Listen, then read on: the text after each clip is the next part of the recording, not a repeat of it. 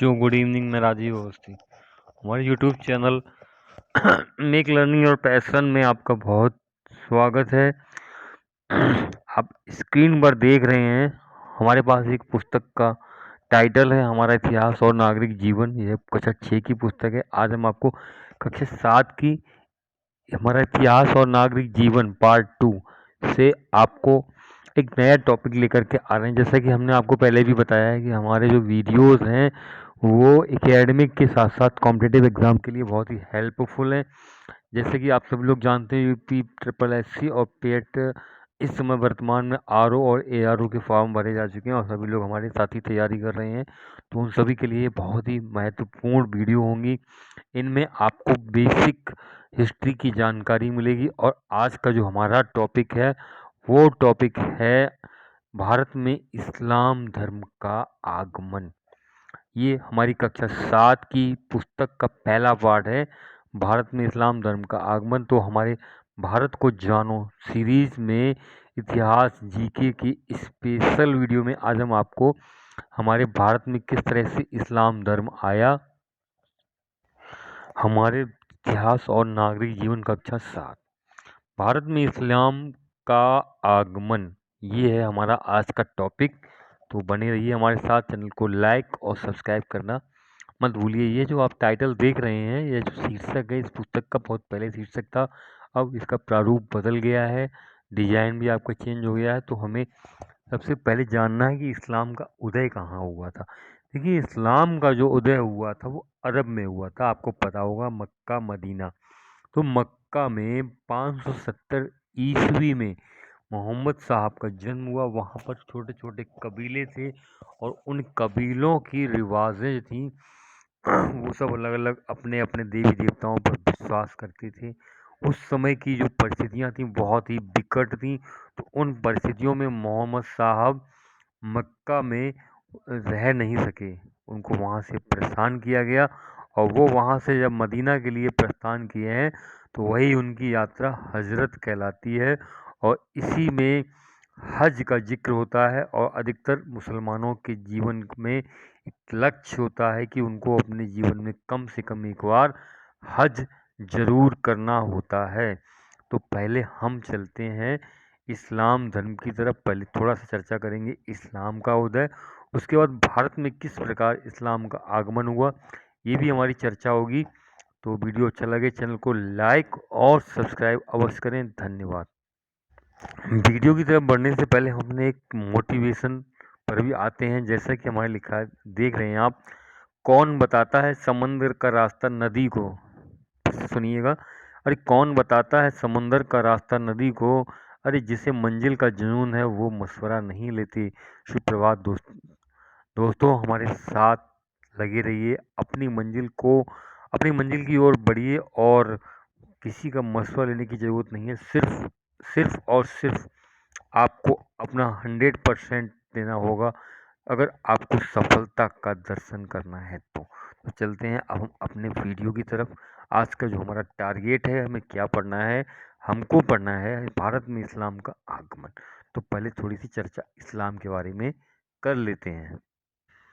जैसे कि आप देख रहे हैं, हमारा शीर्षक जो है क्या है, इस्लाम का भारत में आगमन। देखिए क्या है, पहली बात तो इस्लाम को थोड़ा सा सर परिचय दिया जा रहा है। यहाँ पर बताया गया है, अल्लाह के प्रति पूर्ण विश्वास, समर्पण एवं निष्ठा ही इस्लाम है। इस्लाम का उदय अरब देश के मक्का में हुआ था और धीरे धीरे विश्व में इसका प्रसार हो गया। 7वीं शताब्दी में भारत पर अरबों के आक्रमण के बाद भारतीय लोग इस्लाम से परिचित हुए। कब?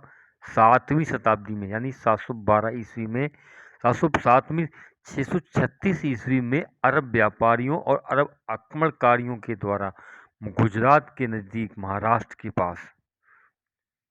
महाराष्ट्र में इनके छोटे छोटे आक्रमण हुए। लेकिन सबसे सफल जो आक्रमण था वो 712 ईस्वी में किसका हुआ? मोहम्मद बिन कासिम का और सिंध के राजा ताहिर पर। तो पहला जो टॉपिक है हमारा पॉइंट यहाँ पर, इस्लाम धर्म की शुरुआत कहाँ से होती है। यहाँ पर आप देख रहे हैं ये हज मक्का मदीना, यहाँ पर आप देख रहे हैं ये वो जगह का चित्र आपको दिखाया गया है। यहाँ हजारों लोग, लाखों लोग प्रतिवर्ष हज यात्रा करने जाते हैं। यह अरब देश की बात है। चलिए हम अब इस्लाम धर्म की शुरुआत के बारे में चर्चा करते हैं। अरब देश की बात है, वहाँ के मक्का नामक शहर में सन 570 ईस्वी में, देखिए 583 ईसा पूर्व गौतम बुद्ध का हुआ था। ईसा का आप समझ ही गए। और इसके बाद 570 यानी कि 1000 वर्ष का अंतर है यहाँ पर, वो गौतम बुद्ध में और ईसा में, सॉरी हजरत मोहम्मद साहब में। तो हजरत मोहम्मद का जन्म हुआ था कहाँ? मक्का नामक शहर में। मोहम्मद साहब कुरैश कुरैश कबीले के थे।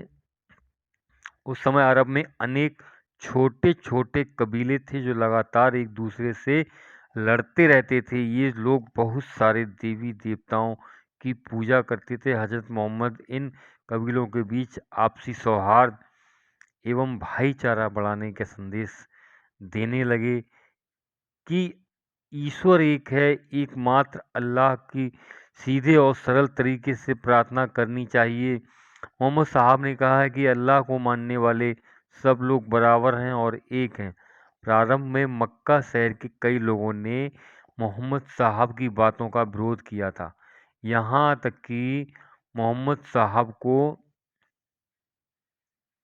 यहाँ तक कि मोहम्मद साहब को मक्का छोड़कर 622 ईस्वी में दूसरे शहर मदीना जाना पड़ा। इनका यह जाना हिजरत कहा गया और इसी समय से मुसलमानों का हिजरी संवत प्रारंभ होता है।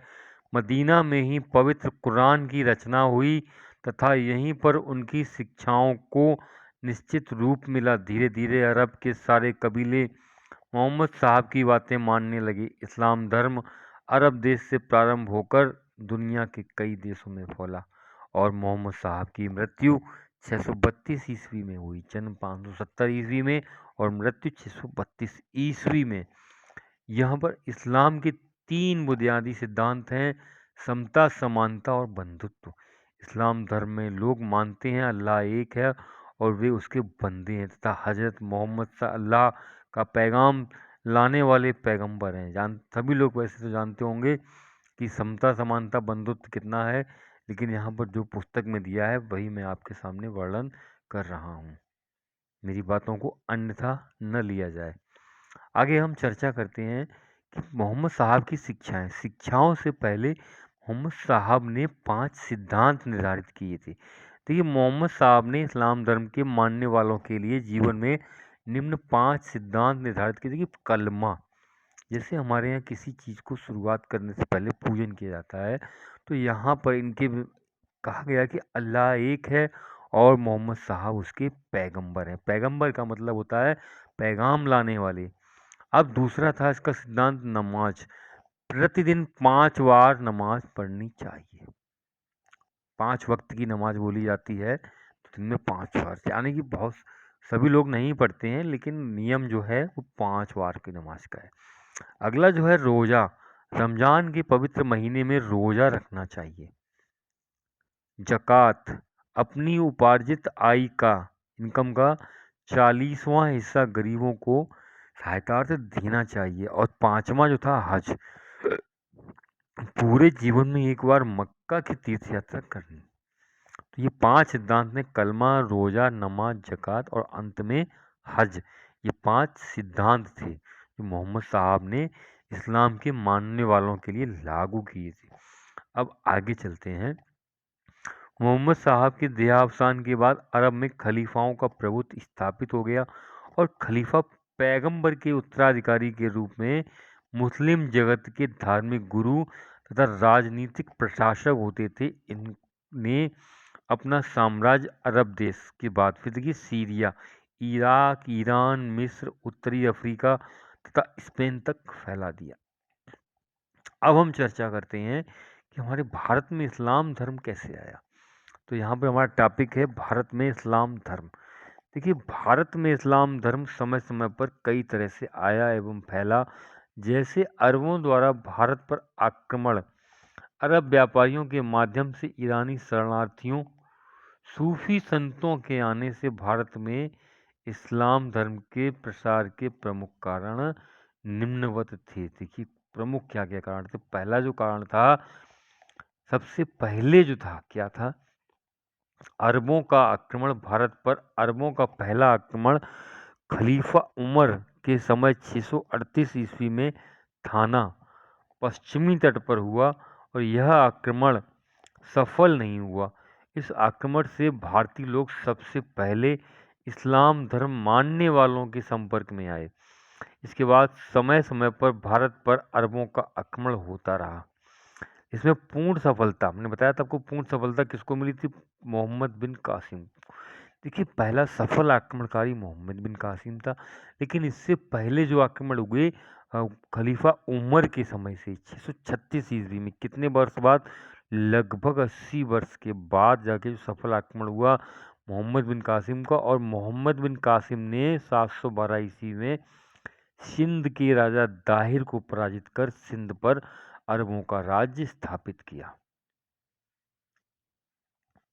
अब दूसरा कारण क्या था? देखिए, यहाँ पर व्यापार भी जो बहुत बड़ा कारण रहा है। जो कई अरब व्यापारी जो इस्लाम धर्म को मानते थे, भारत के पश्चिमी तट पर व्यापार करने आते थे जहाज़ों के द्वारा। बंदरगाहों वहाँ के बंदरगाहों से वे छोटी छोटी बस्तियाँ बनाकर बसे। राजाओं ने उन्हें बसने में मदद की, उन्हें अपने घर गोदाम बनाने के लिए ज़मीन दी। इन व्यापारियों के प्रभाव से आसपास के लोग इस्लाम धर्म से परिचित हुए। जैसा कि आपने देखा, अंग्रेज़ों के बाद 1600 ईस्वी में हुआ था। अंग्रेज़ व्यापारी आए, सबसे पहले पुर्तगाली, फिर डच, फिर और किनके बाद कौन आए थे? अंग्रेज़, और सबसे बाद में फ्रांसीसी आए।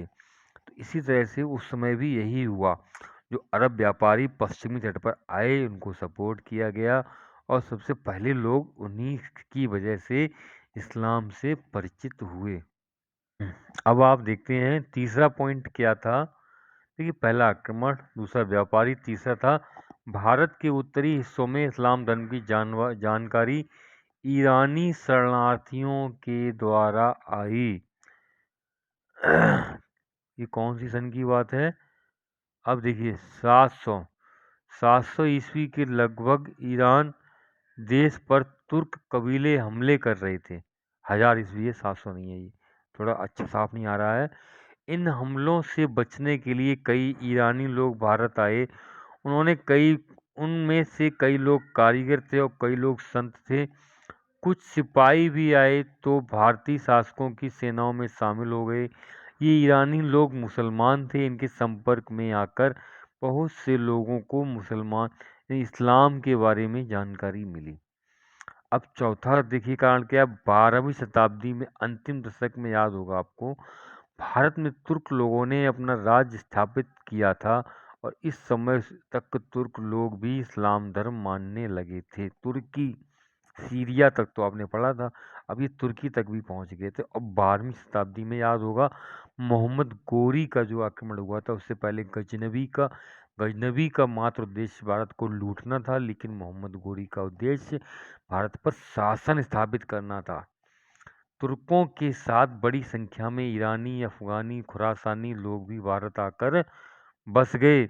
अब अगला कारण देखिए, पांचवा है, 12वीं शताब्दी से 16वीं शताब्दी के बीच कई ऐसे संत हुए जैसे कबीर, नानक, तुकाराम, रामानंद।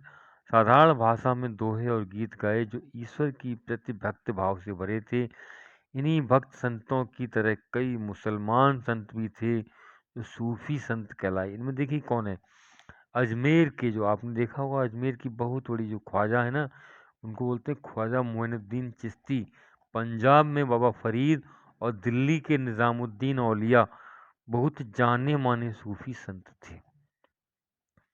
तो पांचवा कारण आपका रहा सूफी संत। अब देखिए, थोड़ा संतों के बारे में चर्चा कर लेते हैं।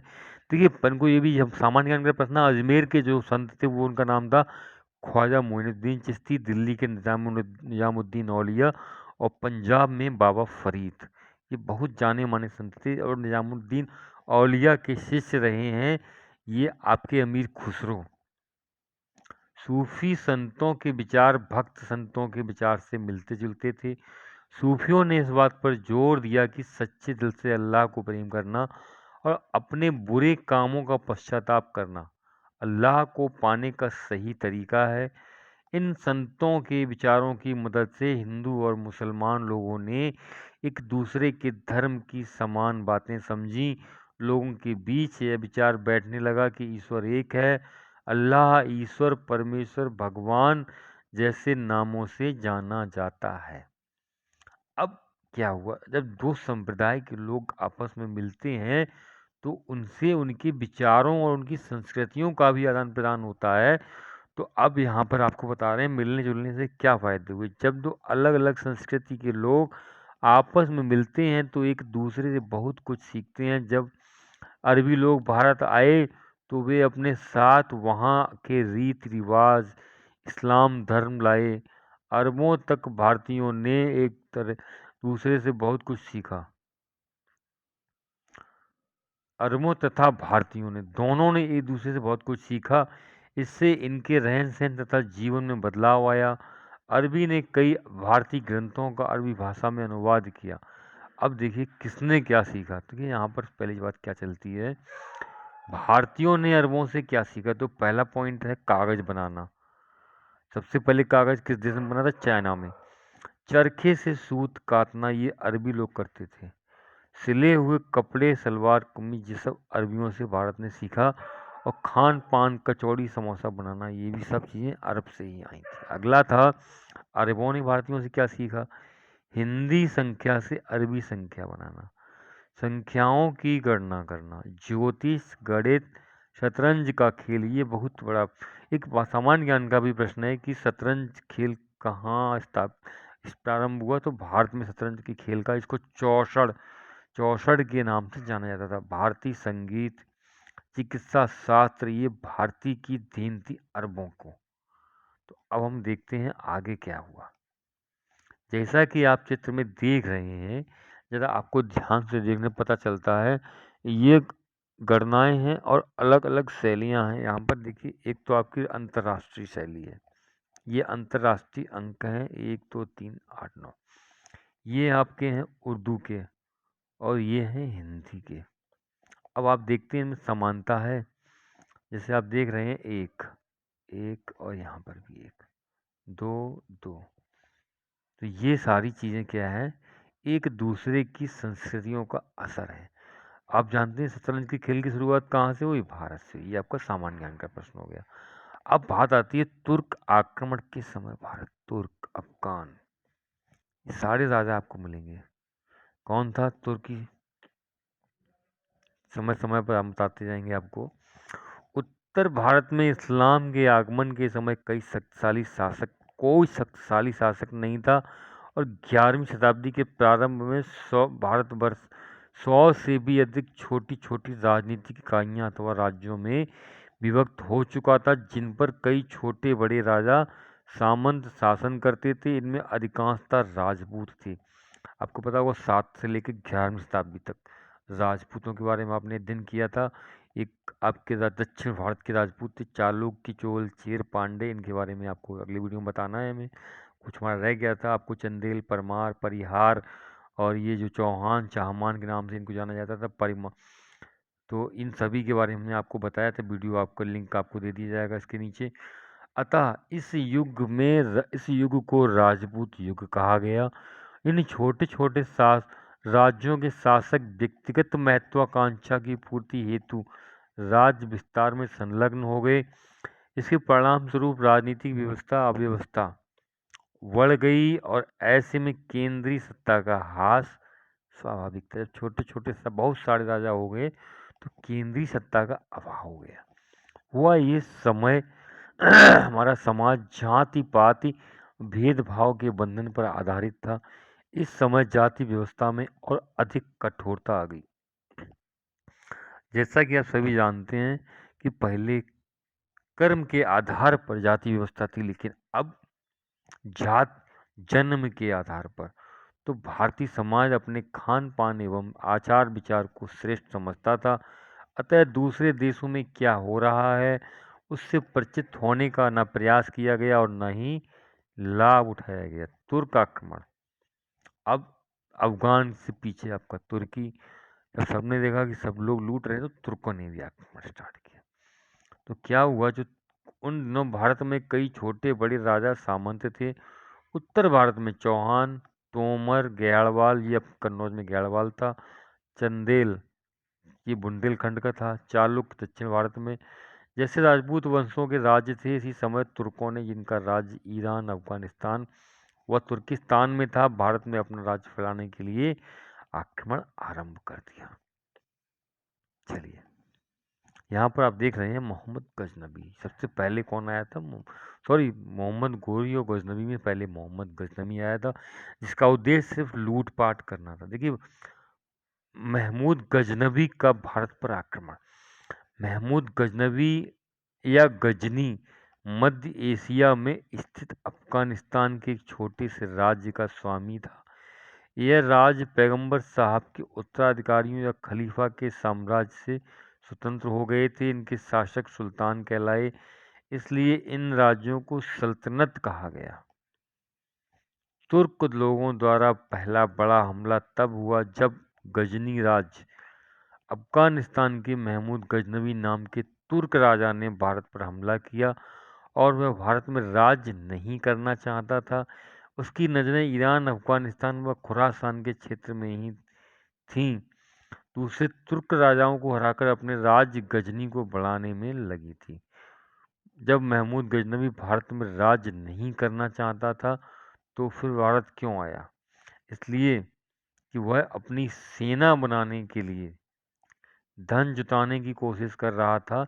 इस कोशिश में उसने सन 1000 से 1025 तक 17 बार विभिन्न राजपूत राज्यों पर आक्रमण किया। कई राजाओं को हराकर उसके धन पर कब्जा किया। उन मंदिरों और बौद्ध मठों को तोड़ा व लूटा जिनमें बहुत धन दौलत इकट्ठी थी। इसमें 1025 में सोमनाथ मंदिर का आक्रमण सबसे प्रसिद्ध है और सबसे अधिक धन उसको सोमनाथ मंदिर पर आक्रमण से मिला। आपको पता होना चाहिए, सोमनाथ मंदिर गुजरात में स्थित है शिव जी का, और इसका जीर्णोद्धार 1951 में किया गया। और तत्कालीन के हमारे कौन थे? राष्ट्रपति राजेंद्र प्रसाद के हाथों से इसका उद्घाटन हुआ। और इसको का निर्माण, पुनर्निर्माण का श्रेय हमारे पूर्व उप प्रधानमंत्री, प्रथम उप प्रधानमंत्री सरदार वल्लभ भाई पटेल को जाता है। सोमनाथ मंदिर गुजरात के सौराष्ट्र क्षेत्र के वेरावल में स्थित है। ये 12 ज्योतिर्लिंगों में से एक है। इस मंदिर को कई बार आक्रमणकारियों ने नुकसान पहुंचाया। आधुनिक मंदिर का निर्माण सरदार वल्लभ भाई पटेल के प्रयास से हुआ। भारत के प्रथम राष्ट्रपति डॉक्टर राजेंद्र प्रसाद के हाथों 11 मई 1951 ईस्वी को यहाँ ज्योतिर्लिंग की स्थापना की गई। देख रहे हैं आप चित्र। जो वर्तमान में इसका जो परिवेश है, वो हमारे प्रथम उप प्रधानमंत्री सरदार वल्लभ भाई पटेल के प्रयास से इसका जीर्णोद्धार कराया गया। और 1951 में यहाँ ज्योतिर्लिंग की स्थापना की। इसको कई बार विदेशी आक्रांताओं ने इसको हमला किया और इसकी संपत्ति को नुकसान पहुंचाया, इसको लूटा भी। अब चलते हैं, यहाँ पर आप नक्शे में देख रहे हैं, सन 950 से 1250 ईस्वी के बीच भारत के प्रमुख राजवंश। वीडियो बहुत अधिक बड़ा होने के कारण हम आपको यहीं पर रोक देते हैं और इसका अगला भाग अगली वीडियो में मिलेगा। तो बहुत बहुत धन्यवाद। साथ में एक प्रश्न उत्तर सीरीज भी आपको मिलेगी। तो वीडियो देखने के लिए बहुत बहुत धन्यवाद और इंतज़ार करिए अगली वीडियो का, ताकि आपका चैप्टर पूरा हो सके और आप भारत में इस्लाम के आने का प्रमुख कारण और इस्लाम के आने के क्रम को समझ सकें। तो बहुत बहुत धन्यवाद।